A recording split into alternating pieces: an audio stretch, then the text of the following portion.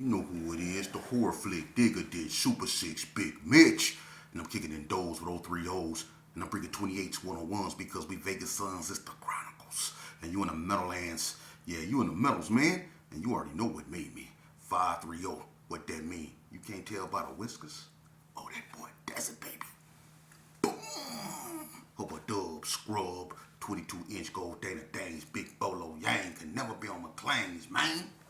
Now, welcome to Vegas Chronicles with the host, Super 6 Big Mitch. And today, like any other day, what we do, y'all, we kick actual factuals with no additives and no preservatives. None of that junk.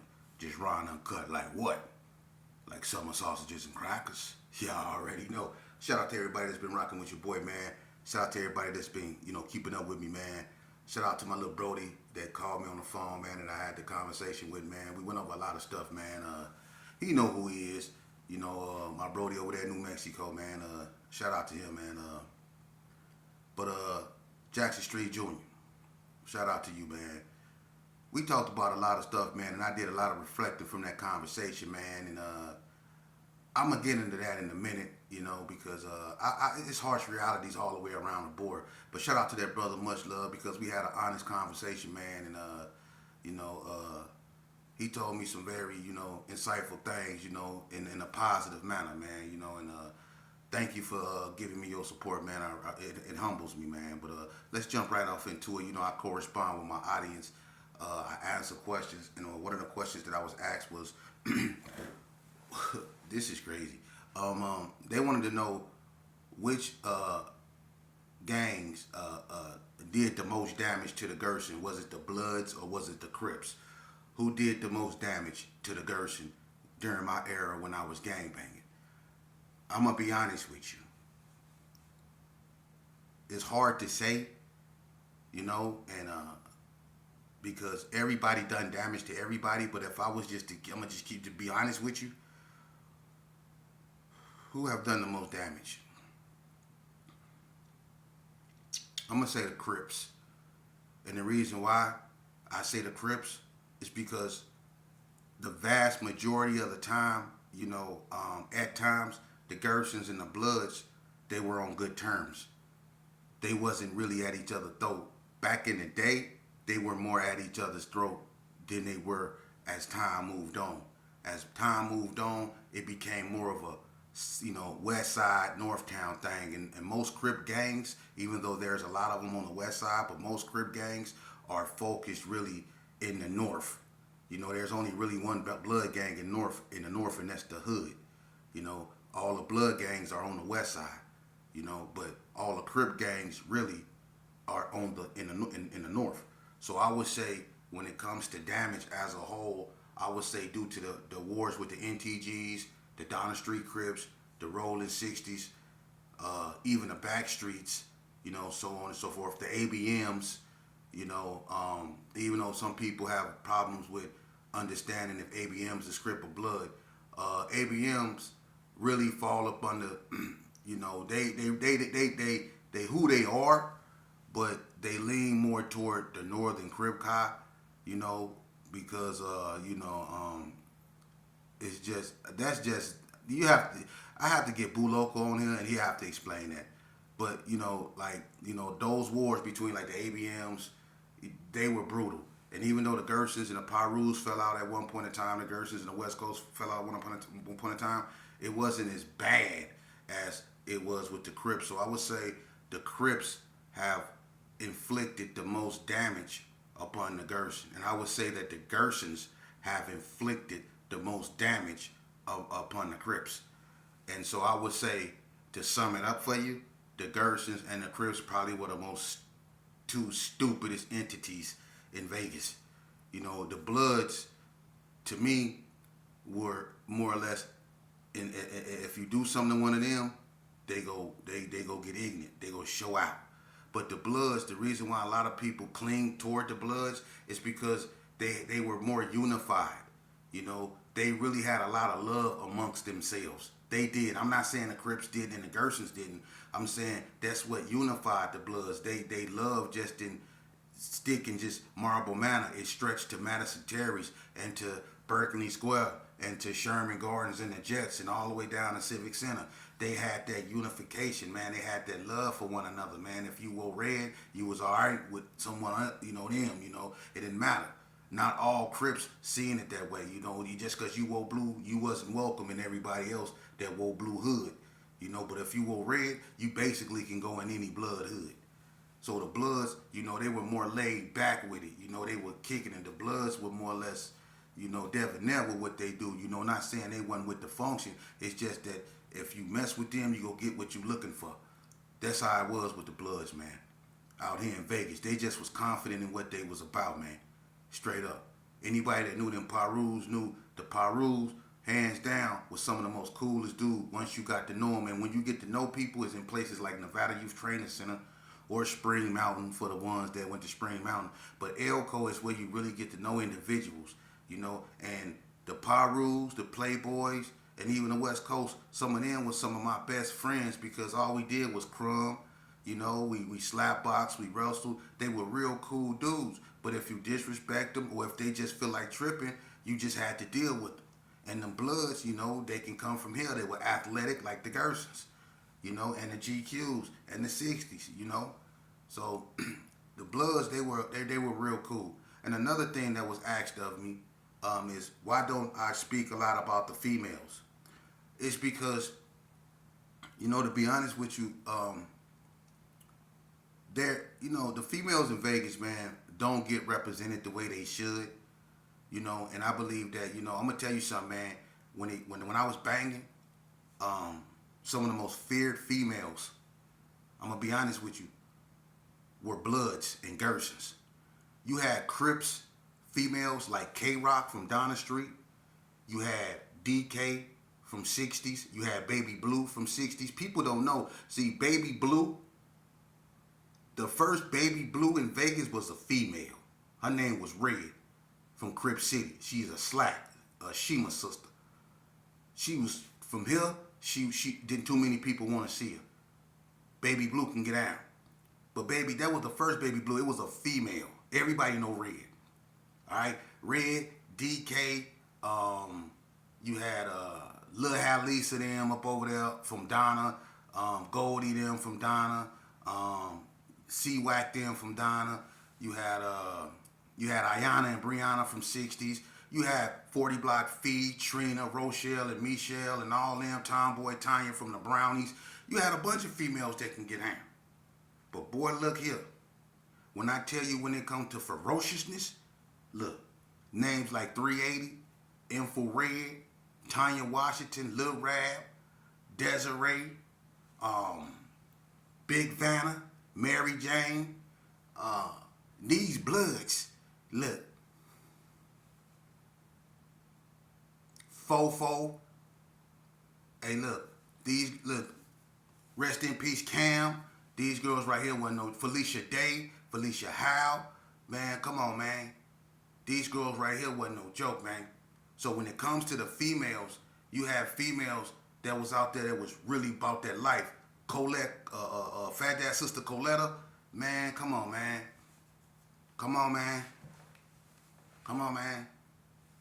Then you had from the Gerson, you had Dana, you had Girl Bug, you had Tracy, you had Dookie, you had Elma Fudd, it was so many of them. It wasn't even funny, man. It was so many of them, man. Oh my God. But you had you had people like Tara, Maria, and all them, you had Nene and Sister them, man. You had Messy J, my family them, man. You had so many. Then you had the OGs like Regina Estrada and Shannon Rabb and Tony Girl and Dorothy Ann Thomas. It was so many of them that come up out of Irving Gershon, man. Come on now, man. Come on, man. I'm even throw in Doreen. Y'all remember Doreen with the twisted arm? It used to be the boys club. I'm gonna throw Doreen up in there because Doreen will come in there and throw a jab or two. For real. Doreen will come in there. And who out of line? You know what? Doreen been kind of like her whole life, and somebody put some babies up in her. They out of line, man. They put some babies up in there. Tony Pope, that's you? You got them kids by Doreen? Boy. No, I'm just playing. But anyway, yeah. But the females, I'm going to tell you something. It was a well-known incident. Girl Bug. I remember when Girl Bug popped Tyrone from 60s. Y'all remember Tyrone? Tyrone is the one that caught the case with Molly Rat. Molly Rat and Tyrone caught the case with the little girl that carried arms, man, playing with the shotgun, and the shotgun went off and hit the girl in her neck and carried arms, and you know what I mean. But Bug shot Tyrone in the back, laid him down. You know what I mean? I'm talking about during that area. See, during them era, wasn't no joke. Wasn't no joke. Wasn't no joke. And I'm gonna tell you, man, listen, man, and some of the females out here, man, have bigger names than some of these cats up out here, man. For real. It was some raw females, and I know I didn't say them all, you know, but it was a bunch of them, like Michelle McLemore and all them, man. That era was hard, man. For real. So the females out here, man, was about that business, man. And once I get my camera set up and I can start bringing y'all, I'm gonna start going back and I'm gonna start going over, like, you know, a high profile, you know, incidents that happen out here to show you really how things, you know, one incident led to another incident and how things just spiraled out of control out here in Vegas. You see, so everybody understand what was going on, you know what I mean? But when I had a conversation that I brought up before earlier about the guy I was talking to, Junior. And one of the things that Junior was talking to me about, and I want to expound on that now, is that, you know, look, man, I know listen, I know a lot of people have their opinions. And let's get something straight about my father. We gonna put this to bed right now. Because one thing about my father, he is who he is. And he is the legend. Now, I never once said my father is the Gerson. Nah, my father come off 40 block. You know, my father, I said, was the face of Vegas. Because everybody from every hood knew who my father was. If you didn't know who my father was, then you was a hermit somewhere. But everybody knew who my father was. There was no such thing really as no Gerson when my father was around. When the Ace of Spades came out in 1972, my father was a teenager. And he was doing his thing. You know, but everybody looked up to my father. My father left in 79. How could he be the Gerson? My father went to California and became a reputable. He respected in Vegas and he respected out there. I got a sister out there with a reputation. That's a Pacoima Paru, man. What is y'all talking about? But when it come to Herbert Gerson, the authenticity of it, you can't say it without saying my father. You know?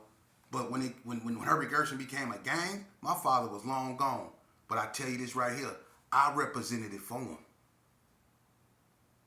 Yeah, and when it come to putting in work over there, I bet you this here, my juvenile record worse than a bunch of these cats' adult record. And I bet you I'm in the top 10 when it come to putting in work up over there in Herbert Gerson. I bet you I am. Yeah, I bet you I'm in the top 10. So when I come up on here and I speak the truth. I don't try to throw my father in people's faces because I'm aware that some people didn't grow up without their father. I didn't have my father in my life. He just was a reputable. He had me the first 4 years of my life, but my father was a reputable. He was just respected, and that rubbed some people the wrong way. Like I'm always throwing my father up in their face. You know what I mean? Now I see what Bread was saying when he was talking to me, how your own homeboys will hate on you simply for who you are. And a whole bunch of people hated on Bread simply because he was putting in work. They are hee ha ha in his face. But when Bread back was turning, when Bread wasn't there, they was that Cali this and that Cali that. See, he wasn't OG Bread Dog from the Gerson. He was that Cali ninja. And they did the same thing with Lil Bread. Your own homies will hate on you, man. You know? But when I was up in that hoop scout, let me tell y'all something, youngsters. I hope you youngsters listen to this. When I was up in that hoop scout, and I didn't think I was going home, and I was doing the things I was doing, man, my behavior got so bad, man. I was in there getting stuck up, getting blasted, and I was going to the whole left and right, man, and I was fighting them COs, man. And that shit, I was fighting them Serenos, them Southsiders. I was fighting everything, man. And my behavior got so bad, man, when I ended up in that hole with 5 years, man, I had 5 years on multiple occasions, man. I was going through it. Watching people become unalive right in my face, man. Things got so bad. I didn't even call my mama. Look, I went 5 years straight without picking up that phone and calling nobody. I didn't call nobody. My mama used to come up there to see me, and I wouldn't go out there on visit and see her. I wouldn't. And you know why? Because they had me on so much medication, I didn't know who the heck I was. I lost who I didn't know who I was. For real. And that's one of the things me and Junior talked about. But how did I overcome that? How did I get that stuff up out of me? How am I able to sit here coherently and be able to elaborate on what I'm elaborating on after I done been sedated in the way I was sedated in them institutions? I'm living proof.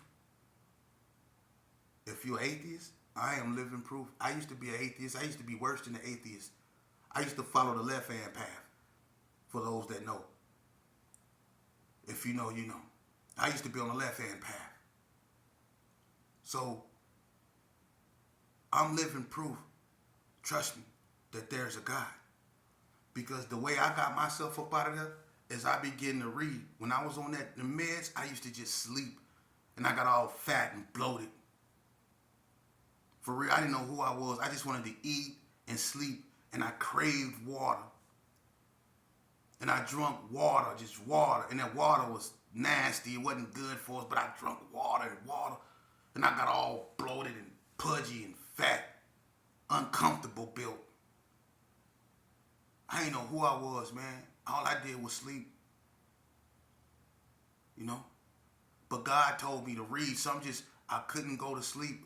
And even though I was tired, I just started reading and reading and reading and reading. And I was releasing what was known as dopamine. If you know what dopamine is, it's a chemical you release when you read continuously. When you read a lot of books, you release a chemical in your brain. It's called dopamine. It's like a euphoria. I started releasing this chemical inside my body, and it was offsetting that medication. You can't tell me God won't do it. And I kept reading and reading and reading, and all of a sudden I didn't want that medication no more. I found some new medication. See? And I slowly started coming out of that because I started doing push-ups with it. And I started sweating with it. You see? And I started reading Proverbs. You see? I started reading passages out of Proverbs like, never set a trap when the bird you want to catch is watching you. I started reading passages like that and saying them to myself over and over again as I was doing push-ups. I wasn't finna let them take my mind, because that's what they wanted. I wasn't finna let them take my mind. That's how I started coming up out of that. I started reading. I started discovering new things. I started opening up my mind. You see? Then I got off that stuff. I came up out of there. And boy, when I came from out of that hole, when I came from out of that institution, because that's where they had me. I was in the hole in the mental institute. I was in there. For real. They hid me and had me gone. I hope y'all listening. This stuff serious, man. Why y'all think I sit up here and I talk? Because it's serious. They had me in the hole and I was gone. I didn't know who I was. I couldn't talk to my mom. I couldn't allow my mama to see me like that. So I went 5 years without talking to nobody. I ain't had nothing. Didn't no homeboys come and try to help me. They didn't even know where I was. All I had was God. And he elevated me up out of that, man, because I began to read and I craved it. And when I began to read, it led me to the education building. It led me to places, the library. It led me to places I normally wouldn't go. And it put thoughts in my head I normally wouldn't think. You see, it started to offset the chemically imbalanced, reality that I had. I had a chemically imbalanced reality. It started to offset that. You see? I hope y'all understand what I'm saying, and I'm not trying to get too, out the way with it. But I was lost. I was a lost cause. But I was found, not by my homeboys. I was found by God. That's how I came up out of that. So when I do what I do, I don't give a dang what they say.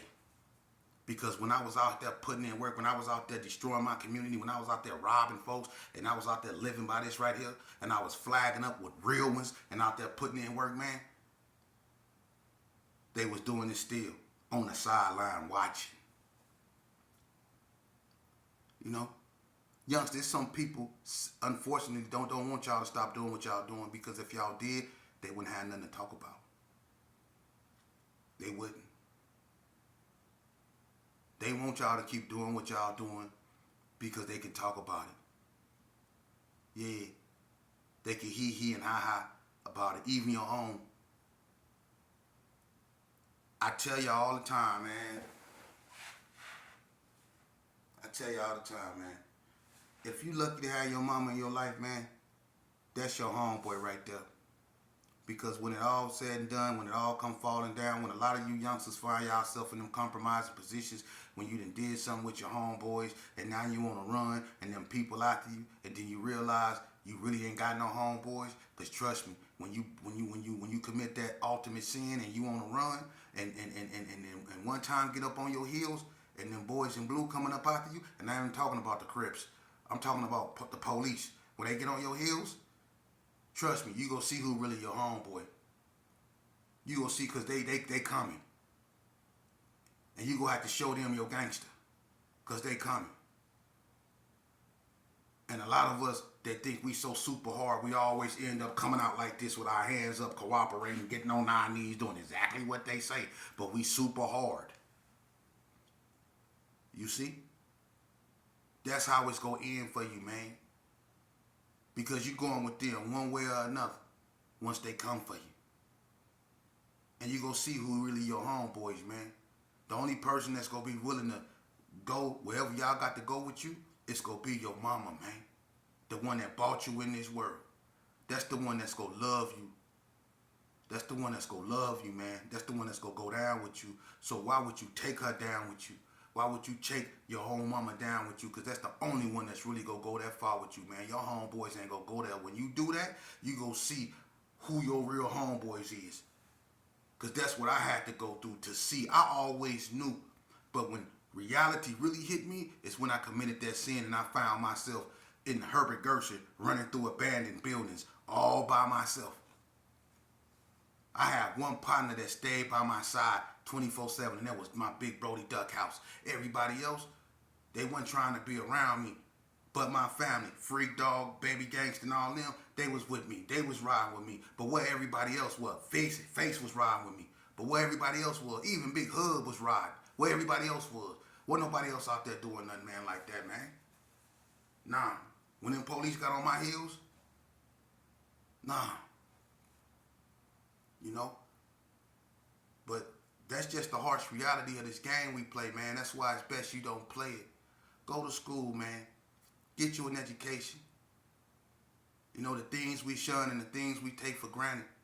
You know, you look up tomorrow, it be gone. You notice how our children are becoming button pushers. How many of our children that's now on this distant learning stuff on these computers, how many of your children know how to write in cursive? I teach my son how to maintain the fundamentals because they trying to get rid of that.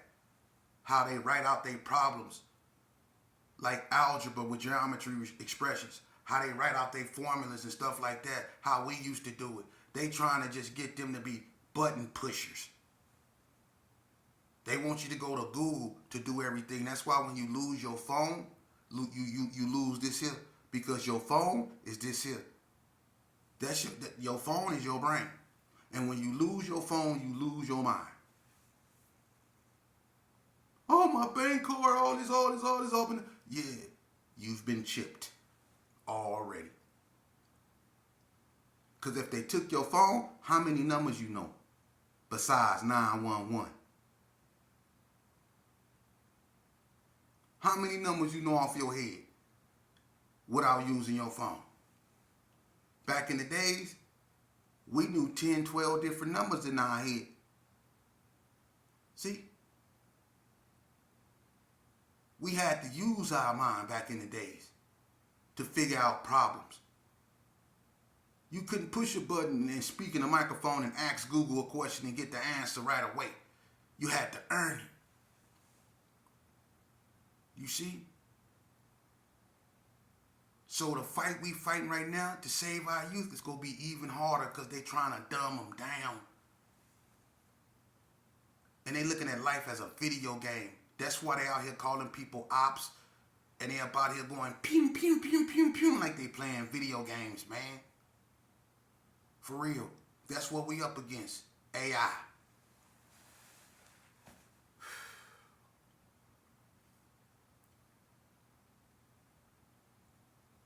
And another thing I want to go over real fast. The reason why I don't really get into Hispanics of Las Vegas is because the Hispanic culture of Las Vegas have changed. It's not the same as it used to be. The Hispanic population in Vegas has been like, there's a lot of people from New Mexico, Texas, and especially California that then came out here. The Hispanics that we grew up with, you know, it's not that many of them still left. You have 18th Street out here, White Fence out here, Clover, all kind of stuff up out here that never existed before. And Vegas bred Hispanic gangs, although they're still here, you know, I mean, I'm gonna be honest with you. I'm not gonna speak on them like that. You know, I got a lot of love for certain, you know, ones, the OGs, you know, that I grew up with, you know, but I understand their politics, man. And I'm not gonna get into that, man. You know, if the essays wanted to come on my channel, everybody welcome. I don't do the politicking. I'm not a politician no more, man. I don't do that, man. Either you for the solution or you for the problem, man. Either you want your children to live or you don't. Either we want this stuff to continue or we want it to stop. We go have to look at reality from a somber perspective, man. You know, and we go have to ask ourselves, man. Either we go continue or we go